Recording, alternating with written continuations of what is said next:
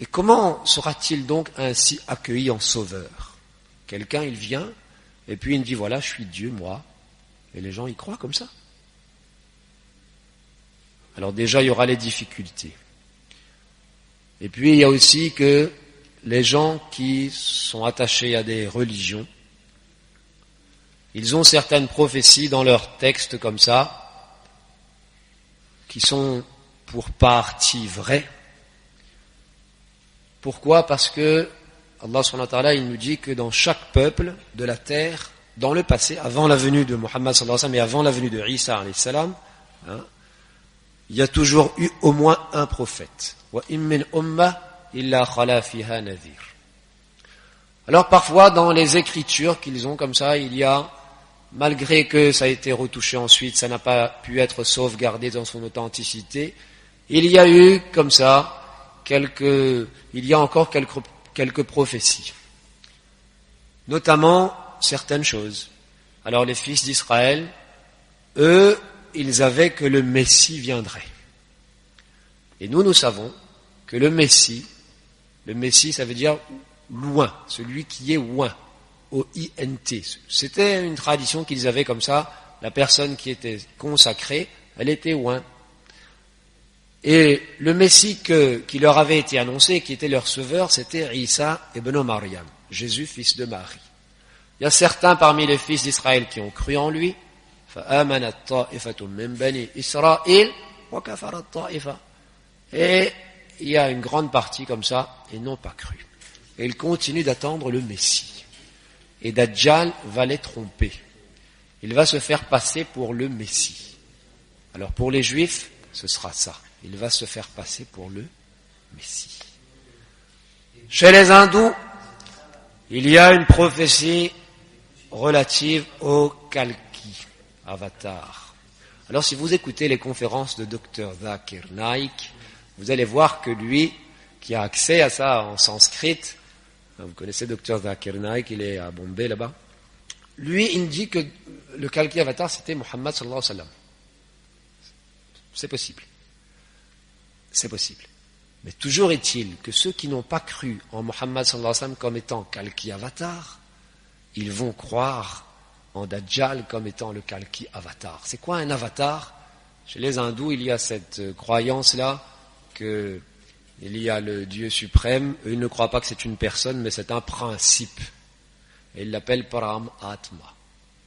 Nous, on sait que c'est une dhat, c'est Allah subhanahu wa ta'ala. Eux, le Dieu suprême, ils croient que c'est un principe. Et puis, il y a trois dieux là de la Trimurti, comme ils disent. Il y a Brahma, Vishnu et Shiva. Et puis, ils croient que Vishnu, c'est le continuateur. Et puis, ils ont cette croyance-là, alors, bien sûr, qui n'a été enseignée par aucun prophète, c'est une croyance que nous savons être fausse. Mais ils croient que Vishnu, il descend sur terre chaque fois qu'il y a un grave problème. Sous une forme humaine, ils appellent ça un avatar. Et d'ailleurs, je suis sûr que ce mot-là vous dit quelque chose parce qu'il y a un film qui s'appelle comme ça. Et c'est de là que ceux qui sont d'avis qu'il y a des agents de Dajjal qui sont là et qui travaillent à conditionner l'humanité tout entière et à la préparer à la venue de Dajjal, eux, ils se fondent notamment sur ce genre de choses que, regardez, il y a un film qui s'appelle Avatar. Et lorsqu'il viendra, il y a des gens qui vont le prendre pour l'avatar de Vishnu. Alors ils disent, dans leur croyance, il y a qu'en tout, dans l'histoire de l'humanité, Vishnu, il doit venir sous forme d'avatar sur terre 10 fois. 9 fois il est déjà venu, il reste seulement la 10e. Et lors de la 10e fois, il viendra instaurer un nouveau cycle et purifier le monde corrompu. Alors si vous regardez, il n'y aura plus à manger. Et actuellement, il y a la pollution, il y aura des guerres, il y aura des épidémies. Et lui, il viendra avec son ordre là, eh bien il y a de fortes chances qu'ils vont dire oui, c'est lui. Pour les bouddhistes, c'est pareil pour le maître Ya. Alors de nouveau, Dr Zakir Naik, il pense que c'était Muhammad sallallahu alayhi wa sallam qui leur avait été annoncé dans leurs écritures, une part de cette écriture-là qu'ils ont dû hériter d'un authentique prophète de Dieu qui était passé chez eux. Il y a de cela remonte à la nuit des temps. Mais ceux qui n'ont pas cru que c'était Muhammad sallallahu alayhi wa sallam, eh bien ils vont croire en Dajjal. Alors comme ça, il fera une tournée mondiale et il passera partout. Dans un hadith, il y a qu'il sera monté sur un âne entre les deux oreilles de qui? duquel il y aura 40 coudées. Une coudée, c'est un dhira, c'est depuis là jusque là. Alors certains ulama, ils ont pris ça au sens ala dhahirihi, et ils ont dit il y aura vraiment un âne, il sera bizarre. Alors certains ulama, ils ont même trouvé quelque chose là, ils ont dit que c'était une annonciation des manipulations génétiques, et il y aura un âne fantastique comme ça avec entre les deux oreilles 40 coudées, ça fait beaucoup quand même, hein, ça fait 60 cm une coudée, donc 60 cm fois 40, ça nous donne quand même 24 mètres. Ouais. Et puis il y a d'autres ulama, ils ont dit non, c'est une isti'ara, ça c'est une métaphore, c'est une métonymie, appelez ça comme vous voulez, majaz mursal ou isti'ara, c'est juste pour décrire le moyen de locomotion du futur. Et certains actuellement ils disent, tu peux te demander si ce ne sera pas une soucoupe volante antigravitationnelle. Certains ils pensent que c'est il y a un Mufti Abou Lubaba qui a un livre sur le sujet, là je l'emmène, c'est dans le sac, et lui il pense que ce sera une espèce d'avion très rapide et qui lui servira à se déplacer comme ça, arriver, et hop. Il partira en tournée mondiale. Il entrera partout. Dans un hadith, il y a que lorsqu'il sera près de Médine, on va y revenir dans un instant, il va camper à un endroit comme ça. Dans ce hadith-là, c'est précisé. Alors là, j'espère que les sœurs, elles ne vont pas m'en vouloir. Puis pour ce que je veux dire, c'est pas moi qui l'ai dit, c'est Rasulullah sallallahu alayhi wa sallam, qu'il y aura le musulman là, il va retenir les femmes de sa maisonnée pour qu'elles aillent pas auprès de Dajjal. Il va retenir son épouse, il va retenir sa sœur, et il y a mention comme ça quand il va passer partout, tellement ce sera difficile. Il viendra à Médine. Le prophète sallallahu alayhi wa sallam a précisé, il viendra depuis l'Est. Alors j'ai emmené une carte comme ça, j'en ai même deux là. On ne sait pas dans quel sens il va faire sa tournée mondiale. Là, ici, vous avez l'Arabie.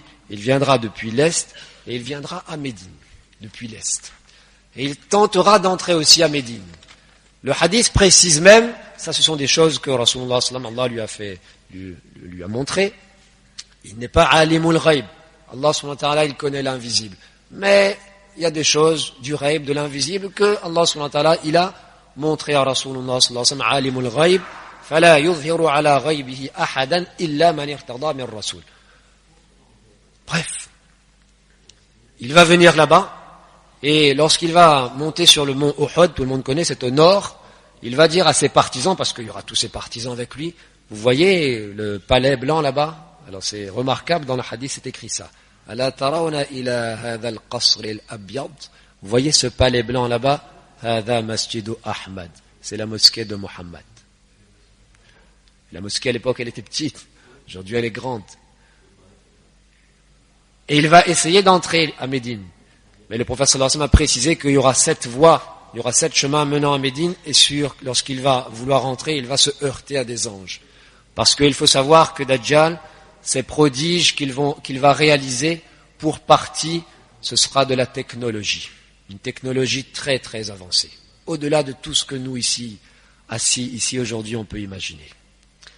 Et ce sera aussi un grand sorcier. Il travaillera avec des diables, avec des djinns sataniques. Il y aura des gens devant qui il passera, je reviens un petit peu en arrière, et puis pour les convaincre, il va ressusciter ses parents, les parents de cette personne-là, qui vont lui dire, oui, c'est lui Dieu, crois en lui. Ce ne seront pas les parents défunts de cette personne, ce seront des djinns sataniques qui auront pris l'apparence. Ceci nous montre combien il est mauvais d'aller tremper dans la sorcellerie. Combien il est mauvais de faire jeter des sorts sur autrui. Quand celui qui n'aura pas de relation avec Allah subhanahu wa ta'ala suffisamment approfondie, lui, il va tomber dans le piège de Dajjal, mais que dire de celui qui se sera adonné à ce genre de choses, et qui lui ensuite il retrouvera ce genre de djinn satanique? Qu'est-ce que ça va faire? Alors lorsque Dajjal il va vouloir entrer, il y aura des anges qui vont l'accueillir avec une épée, un sabre dégainé, alors bien sûr dans cette dimension-là, mais puisque lui il est homme, moitié ici, et il a des affinités avec l'autre dimension là-bas, ce seront les forces du bien, les anges qui l'empêcheront d'entrer à Médine. Et alors il va camper dans un endroit là-bas, une terre saline, a dit le prophète sallallahu alayhi wa sallam.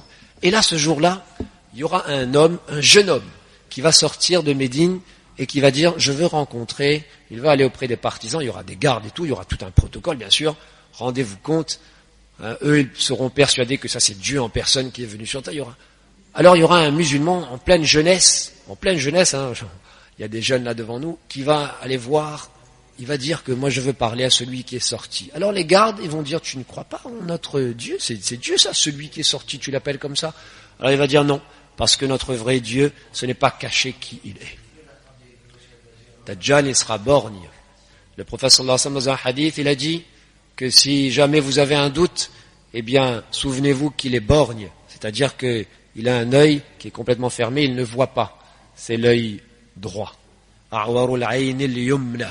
L'autre œil, l'œil gauche, il est aussi un peu bizarre. C'est-à-dire que dans un hadith, il y a ka'annaha kawkabun durri. C'est comme si c'était une étoile étincelante. En tout cas, il est borgne.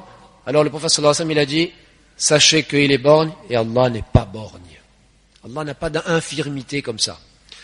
Alors ce jeune homme-là, il va aller voir, il va dire, qui est Allah subhanahu wa ta'ala, qui est Dieu, ça, ce n'est pas caché. Et ils vont se fâcher. Ils seront sur le point de le tuer pour manquement au respect dû à Dieu, venu sur terre, et puis ils vont se raviser, ils vont dire, Dieu nous a dit, on ne tue personne sans son autorisation, conduisons-le auprès de Dieu. Et puis lorsqu'il va aller là-bas, tout d'un coup il va crier devant tout le monde, pas crier, il va annoncer à voix haute, ô les gens, ô l'humanité, je témoigne que c'est lui le trompeur. Dajjal, ça veut dire le trompeur. Ça vient de Dajjala, qui veut dire tartiya, recouvrir. On dit Dajjal to safe, j'ai recouvert l'épée. On fait une dorure sur une épée, on dit Dajjal to safe. Pourquoi? Parce que c'est faux. Il se prétendra Dieu alors qu'il n'est pas Dieu. Il va enjoliver toute chose comme ça, il va se faire aider par des diables, il va prétendre qu'il est un homme saint, alors qu'il se fait aider par des diables, il va se faire passer pour le Messie alors qu'il ne l'est pas, il va se faire passer pour le Kalki Avadar, il ne l'est pas, il va se faire passer pour le Maître Ya, il ne l'est pas. Alors, je témoigne, va dire ce jeune homme, que c'est lui le trompeur dont le prophète sallallahu alayhi wa sallam avait parlé. À ces mots, Dajjal sera fou de rage, il va dire, attrapez-le, attachez-le, frappez-le. Il sera frappé jusqu'à être blessé.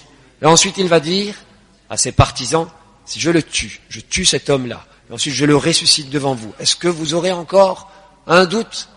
Alors ces gens-là vont dire non. Ils voudront dire que déjà nous n'avions pas de doute, mais on sera encore plus convaincus que c'est toi, Dieu. Et c'est ce que Dajjal va faire. Il va le scier en deux, et ensuite il va lui dire, lève-toi. Et cet homme-là qui était mort, scié en deux, il va se relever. Et à la grande stupéfaction de tout le monde, cet homme-là va proclamer à Dajjal, je suis encore plus convaincu que c'est toi le trompeur. Tellement lui, il aura de la conviction. Tellement lui, il aura de la certitude. Normalement, la règle générale, on l'avait dit tout à l'heure, c'est de ne pas approcher le Dajjal.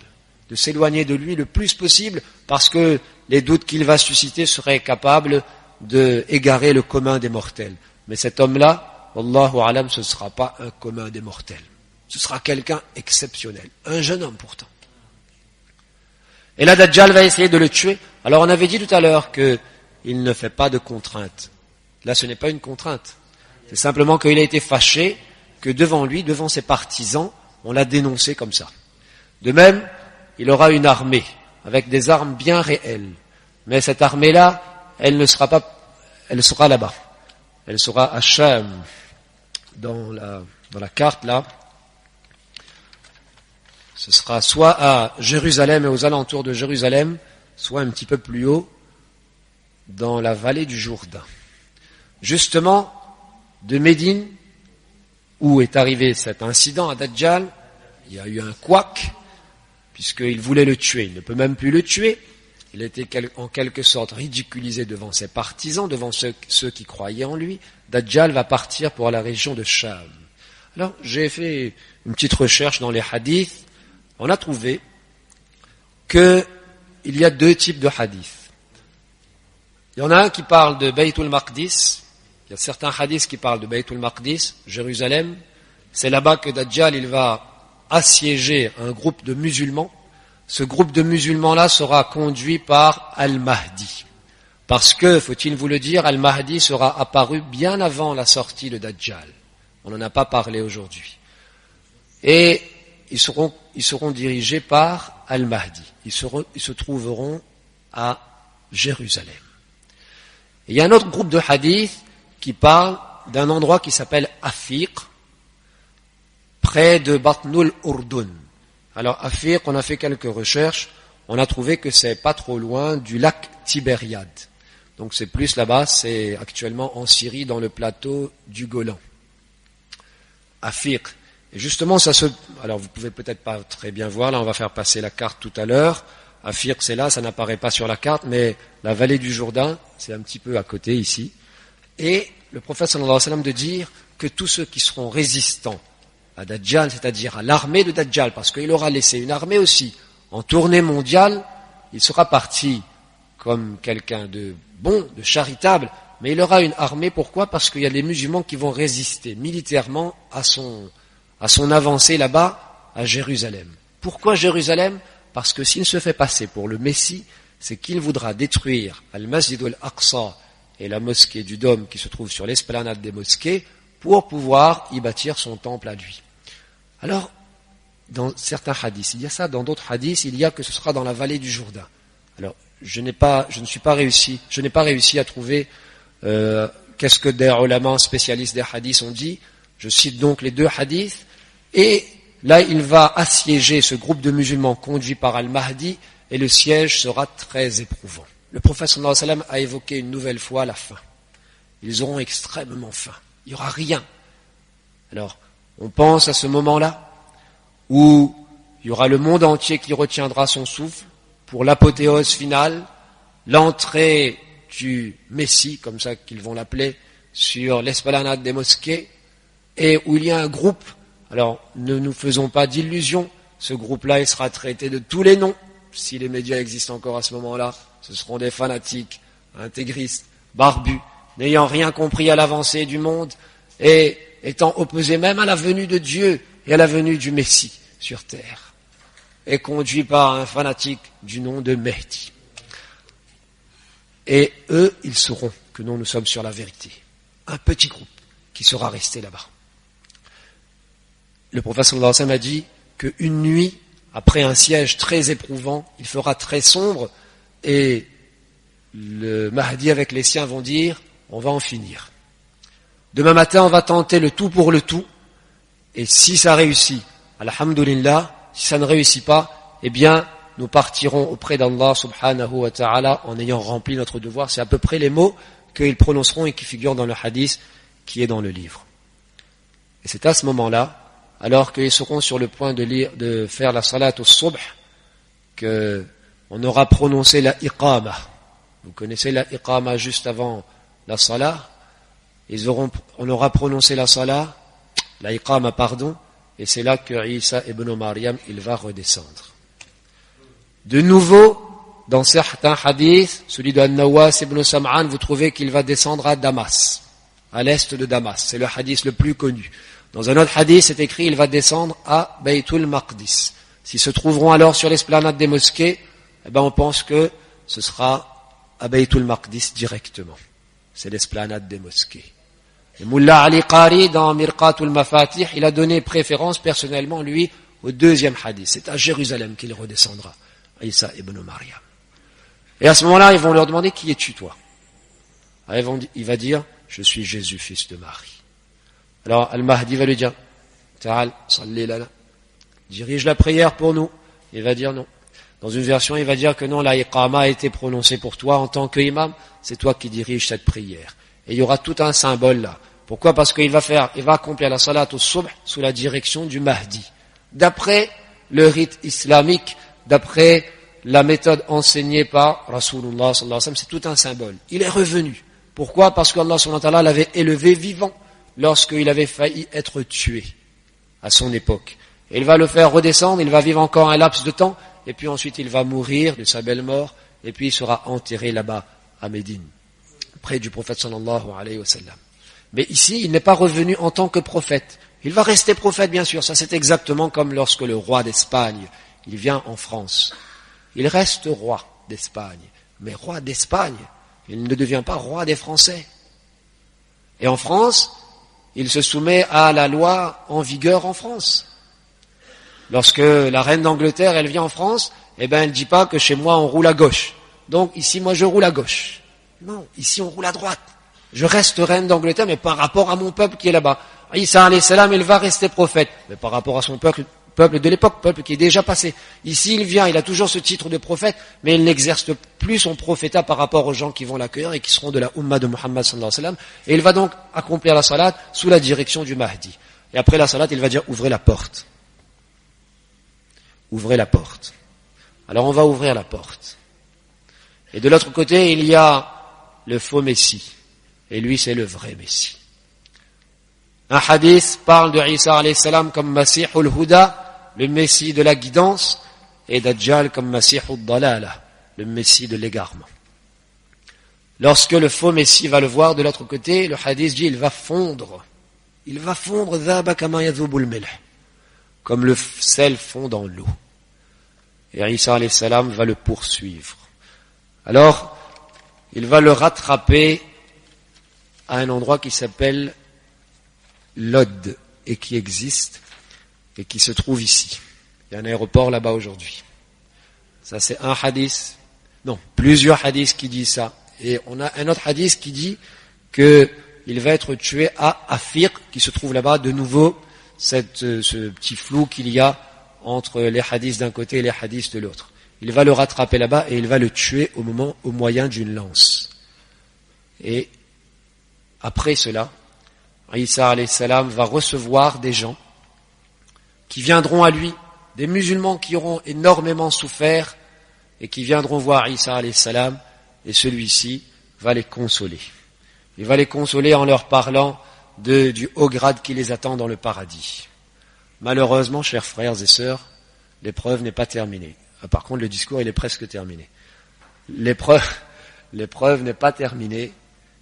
C'est un petit peu après ça que va arriver le déferlement de Gog et Magog. Alors, qu'est-ce que c'est que ça encore? Bon, il y a tout un débat sur le sujet. Je prends فَبَيْنَمَا هُوَ كَذَلِكَ. Pendant que Isa alayhi salam, Jésus, sera ainsi, إِذْ أَوْحَى اللَّهُ إِلَى عِيسَى إِنِّي قَدْ أَخْرَجْتُ عِبَادًا لِي لَا يَدَانِ لِأَحَدٍ بِقِتَالِهِمْ. Je vais faire apparaître certains de mes serviteurs. Alors, quand on dit serviteur dans le Coran et les hadiths, il y a deux sens. Un, c'est serviteur de force, c'est-à-dire que tous les êtres humains, toutes les créatures, ce sont des serviteurs de Dieu. Et puis, il y a un, c'est le sens particulier, à savoir celui qui est proche de Dieu. Parce que il croit en Allah subhanahu wa ta'ala, il croit en le dernier messager, dont c'est la période de son message, et puis, il est très proche d'Allah parce qu'il se rapproche d'Allah, etc. Ici, ce n'est pas dans le second sens, c'est dans le premier sens. Des serviteurs, ça veut dire des créatures. Je vais faire apparaître des créatures, personne n'a deux mains pour les combattre. Emmène mes serviteurs, cette fois-ci ce sont les serviteurs proches, les croyants, sur le mont Sinaï. وَيَبْعَثُ اللَّهُ يَأْجُوجَ وَمَأْجُوجَ. Allah va susciter, il va les faire sortir, qui? Gog et Magog. وَهُمْ مِنْ كُلِّ حَدَبٍ يَنْسِلُونَ. Ils dévaleront de chaque colline. فَيَمُرُّ أَوَائِلُهُمْ عَلَى بُحَيْرَةِ طَبَرِيَّةٍ فَيَشْرَبُونَ مَا فِيهَا. La première vague, elle va passer près du lac Tibériade. On en avait parlé tout à l'heure, on vous avait montré sur la carte, c'est ici. C'est-à-dire qu'ils vont partir de là où ils sont, ils vont arriver jusque-là, près de Jérusalem. C'est ça que moi, personnellement, j'ai trouvé. D'autres disent, ils vont déferler sur toute la terre, possible. Personnellement, je n'ai pas trouvé, je dis ce que j'ai trouvé, je ne dis rien sur ce que je n'ai pas trouvé. Jusqu'au lac Tibériade, et ils vont assécher, ils vont boire toute l'eau. وَيَمُرُّ آخِرُهُمْ وَيَقُولُ لَقَدْ كَانَ بِهَذِهِ مَرَّةً مَا ثُمَّ يَسِيرُونَ حَتَّى يَنْتَهُوا إِلَى جَبَلِ الْخَمْرِ وَهُوَ جَبَلُ بَيْتِ الْمَقْدِسِ. Ensuite, ils vont être comme ça, Isa alayhi salam avec les croyants, ils seront réfugiés sur le mont Sinaï face au grand trouble que constituera le déferlement de Gog et Magog. De nouveau, troisième fois, la faim. Ils auront faim, il n'y aura rien à manger là-bas. Ils auront extrêmement faim. Après, Isa alayhi salam, il va faire dua avec Allah subhanahu wa ta'ala de les libérer de cette épreuve. Il va faire apparaître une épidémie qui va éradiquer les Gog et Magog. Et ensuite, ils vont tous mourir, comme une seule personne. Après ça, Isa alayhi salam, les croyants, ils vont redescendre du mont. Et ils vont trouver qu'il y aura les corps de ces envahisseurs-là qui sont partout. Ils vont faire doigt de nouveau avec Allah subhanahu wa ta'ala qui va faire disparaître ces corps par un moyen qui figure dans le hadith par des grands oiseaux. Allah subhanahu wa ta'ala ensuite il va dire au ciel de faire pleuvoir et à la terre de faire pousser. Le ciel va faire pleuvoir d'abord, oui. Le ciel va faire pleuvoir et il va laisser la terre comme un miroir. Il va la laver partout. Ensuite il sera dit, à la terre, anbiti thamarataki wa ruddi barakataki. Et c'est là qu'il y aura une ère de paix et de bonheur réel cette fois sur terre, telle qu'on n'en a jamais vu et qui n'a jamais existé. Pendant 7 ans, il y aura une baraka extraordinaire. Le prophète sallallahu alayhi wa sallam a dit, tout un groupe de gens mangeront une grenade. Vous connaissez la grenade? Aujourd'hui elle est petite comme ça, ouais, on en trouve. Et là, les gens, tout un groupe pourra se suffire de manger une grenade, tellement il y aura de la baraka dedans. Et avec l'écorce d'une grenade, on pourra se faire de l'ombre, tellement ce sera grand. Et avec la traite d'une chamelle, ça suffira à une tribu de gens. Alors une tribu, je ne sais pas si on est comme une tribu ici, là, possible. Hein, c'est comme si on trayait une fois une chamelle, avec le lait là obtenu, tout le monde boit et c'est bon, alhamdoulilah. Tellement il y aura baraka dans le bien. Le prophète sallallahu alayhi wa sallam a dit dans d'autres hadiths que il n'y aura pas d'inimitié, il n'y aura pas de rancœur entre même pas 2 personnes sur terre. Et dans d'autres hadiths, il y a que même les animaux sauvages, ils n'attaqueront plus les animaux qui normalement sont leur proie, sont leur cible. Et ils vont tous ensemble, les enfants, ils vont jouer avec les serpents venimeux, bien sûr, pas comme ceux qui y a à la Réunion, là, les couleuvres qui sont pas venimeuses, alhamdoulilah. Il y aura les enfants vont jouer avec les serpents, ça leur fera aucun mal. Et ça va rester comme ça pendant 7 ans. Et ensuite, Isa alayhi salam, il va mourir et il sera enterré. Ensuite, il y aura d'autres dirigeants. Ah oui, toute l'humanité sera une seule et elle proclamera, toute l'humanité qui sera là, La ilaha illallah Muhammadur Rasulullah. Ensuite, après le départ de Isa alayhi salam, il y aura d'autres dirigeants et puis il y aura de nouveau un petit peu, ça va se passer la décadence et puis à la fin, ce sont les autres signes de la fin du monde. Pour cela, contactez vos imams et vos ahlul ilm. J'ai terminé et avec l'accord des responsables, on a dit qu'on pourra laisser des questions auxquelles on va apporter des éléments de réponse si on connaît, Inch'Allah. Mais avant ça, on aimerait juste dire quelque chose sur Gog et Magog. Parfois, nous, on a appris quand on était petit que Gog et Magog, ce sont des gens. Il y en a qui sont très grands, comme par exemple le poteau que vous avez là dans votre mosquée. Il y en a qui sont tout petits comme ça. Il y en a, ils ont des oreilles très larges et ils peuvent utiliser une oreille comme oreiller et l'autre oreille comme couverture. On a appris ça, oui ou non? Oui, on a appris.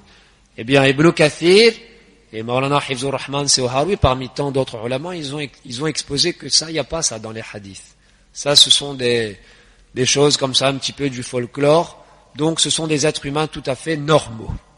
Alors, qui sont-ils? Ça, on ne sait pas. Ya'juj wa Ma'juj, ils sont mentionnés dans 2 versets du Coran. Un dans Suratul Kahf, dont on avait parlé tout à l'heure. C'est à la fin, avec Dhul Qarnayn. Lorsque Dhul Qarnayn, il est allé comme ça, dans une direction, il s'agit apparemment du nord, il a rencontré des gens qui lui ont dit, Ya Dhul Qarnayn, il y a ça, Ya Dhul Qarnayn, oui. Inna Ya'juj wa Ma'juj mufsiduna fil ard. Gog et Magog ravagent la terre. Fahal naj'alu laka kharjan ala an taj'ala baynana wa baynahum sadda? Est-ce que tu ne voudrais pas qu'on te donne un salaire, on te donne une rétribution financière pour que tu bâtisses une muraille entre nous et eux? Et dans la suite du récit, on voit que Dhul Qarnayn, il décline leur proposition, il leur dit ce qu'Allah m'a donné, c'est mieux, ça me suffit. Et ensuite, il bâtit une grande muraille, à la suite de laquelle, à la suite de quoi Allah subhanahu wa ta'ala, il dit, فَمَسْتَعُوا أَنْ يَظْهَرُوهُ وَمَسْتَطَعُوا لَهُ نَقْبًا. Ils ne purent pas escalader, Gog et Magog, ils ne purent pas escalader la muraille, ils ne purent pas y faire une brèche, c'est-à-dire un trou non plus. Ça c'est mentionné ici. Après, dans un hadith très authentique, rapporté par Al-Bukhari et Muslim, il y a qu'un jour, le prophète sallallahu alayhi wa sallam, dans une version, il y a qu'il était endormi, et puis il s'est réveillé en sursaut, comme ça, il a dit, La ilaha illallah, ويل للعرب من شر قد اقترب فتح اليوم من ردم يأجوج ومأجوج مثل هذه وحلق بإصبعه. Il s'est réveillé, apeuré, en disant La ilaha illallah, malheur aux Arabes, à cause du malheur qui s'est rapproché aujourd'hui dans la muraille de Gog et Magog. Il y a eu un petit trou comme ça. Et il a fait un signe de ses doigts. Ça, c'est une deuxième. Et puis, il y a le deuxième verset là-bas qui fait une troisième référence ici, celui de Suratul Anbiya qui parle du déferlement de Gog et Magog avant la fin des temps et qui reprend le mot qui figure dans le hadith qu'on a cité tout à l'heure, min kulli hadabin yansilun. Hatta idha futihat ya'juju wa ma'juju wa hum min kulli hadabin yansilun, jusqu'à ce que lorsque Gog et Magog seront ouverts. Futiha, ça veut dire ouvert, ça peut vouloir dire libérés, lorsqu'ils seront libérés et que de toute colline ils dévaleront. Ça, c'est ce qui se passera à l'époque où Jésus, fils de Marie, sera retourné, parce que ce sont les mêmes mots, min kulli hadabin yansilun, qui figurent dans le hadith. Alors on a trois comme ça. On a certains ulama, ils ont dit que Gog et Magog, ils sont enfermés. D'ailleurs, une muraille qui les bloque complètement. Et il y a un hadith qui attribue à Rasulullah sallallahu alayhi wa sallam le fait d'avoir dit que Gog et Magog, tous les jours, ils creusent. Ils creusent la muraille, et lorsqu'ils sont sur le point d'y parvenir, ils s'arrêtent, sûrement pour se reposer, et ils disent, demain, on va en terminer avec cette muraille. Et pendant qu'ils dorment, Allah subhanahu wa ta'ala lui donne son épaisseur initiale. Le lendemain matin, lorsqu'ils reviennent, il faut recommencer le travail, et puis ils creusent, chaque jour comme ça. Et puis lorsque viendra le moment prédestiné pour leur sortie, ce jour-là, le soir, ils vont dire, Inch'Allah, demain, on va poursuivre. Et là, Allah ne lui donnera pas son épaisseur initiale, et ça restera à la proportion qu'ils auront creusé, et le lendemain, ils pourront facilement le terminer. À ce moment-là, ils pourront déferler, et c'est ça qui est mentionné dans le hadith. Quant au hadith où le prophète sallallahu alayhi wa sallam a dit qu'il y a eu un petit trou comme ça, effectivement, à son époque, il y aurait eu un petit trou comme ça, exceptionnellement. Ça, c'est une interprétation. L'interprétation la plus connue. Mais moi, j'ai une deuxième interprétation à vous proposer. Qui es-tu, toi? Effectivement, c'est pas moi. C'est Maulana Hifzur Rahman Seoharoui qui l'a réalisé. Il a fait une synthèse, il n'est pas le seul non plus. Il dit, vous voyez le hadith qui dit que Gog et Magog, ils creusent la muraille chaque jour. C'est rapporté par At-Tirmidhi. Ibn Kathir, il a dit, c'est dans le tafsir. Vous connaissez tafsir Ibn Kathir. Dans son tafsir, c'est écrit, وَهَذَا إِسْنَادُهُ قَوِي. La chaîne de transmission de cette parole-là, attribuant cette parole à Rasulullah sallallahu alayhi wa sallam, elle est forte. Mais وَفِي رَفْعِهِ نَكَارًا. Est-ce que c'est vraiment Rasulullah sallallahu alayhi wa sallam qui a dit ça? C'est douteux. Ibn Kathir, il pense que ce n'est pas Rasulullah sallallahu alayhi wa sallam qui a dit ça. Il y a un maillon de la chaîne qui s'est trompé, et il a attribué cette parole qu'il avait entendu dire, et qui était relatée jusqu'à Abu Huraira, il a attribué à Rasulullah sallallahu alayhi wa sallam par erreur. Mais sinon, c'est une parole que Abu Huraira n'a pas entendue de Rasulullah sallallahu alayhi wa sallam, mais elle a entendue de Ka'b al-Ahbar. Ibn Kathir, il est de cet avis-là. Ce qui change tout. Ça fait que lorsque Dhul Qarnayn, il a bâti une muraille, il ne les a pas enfermés derrière. Il a juste bâti une muraille qui leur barrait le passage, qui les empêchait de venir. Mais ils étaient là-bas, de l'autre côté. Ils continuaient, ce sont des êtres humains normaux. Ils sont restés de l'autre côté, ils ne pouvaient plus venir ici. Ça se passait, d'après Maulana Hifzur Rahman Seoharoui, dans le massif du Caucase. Et la barrière, la muraille, là, elle se trouverait dans la passe de Darial, d'après ses recherches à lui. Il a juste bâti une muraille qui les empêchait de venir. Et quant au hadith où le prophète sallallahu alayhi wa sallam, il a dit qu'il y a un petit trou comme ça, c'est pas un vrai trou. C'est dans un sens métaphorique. Et ça veut pas dire que ce sont les mêmes personnes, c'est du côté de là-bas qu'il faut chercher. Mais ça veut pas dire que ce sont les mêmes peuples. Pour Maulana Hifzur Rahman Seoharoui, ceux que Dhul Qarnayn il avait empêché de venir ici, c'était les Scythes. C'était les Scythes. Ça s'écrit S-C-Y-T-H-E. S. C'était les Scythes. Par contre, ceux dont le prophète sallallahu alayhi wa sallam, il a vu en rêve, il a une vision comme ça que ils vont causer un grand malheur pour les Arabes, d'après Maulana Hifzur Rahman Seoharoui, ça pourrait être les Mongols qui ont déferlé comme ça. Si vous regardez les livres d'histoire, vous allez voir, ils ont déferlé, ils sont arrivés jusqu'à Bagdad, ils ont écrasé, alors ils ont assassiné par écrasement par le calife de Bagdad.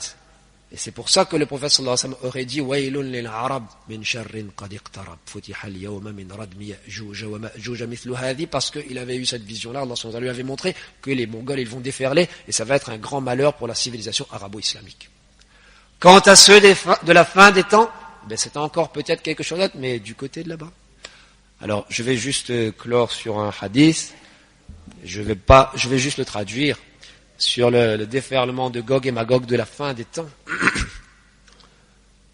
Le prophète sallallahu alayhi wa sallam il nous a dit Hatta ya'tiya ya'juj wa ma'juj iradul wujuh صغار الأعين صهب الشعاف كأن وجوههم المجان المطرقة من كل حدب ينسلون. Il avait dit ça avant.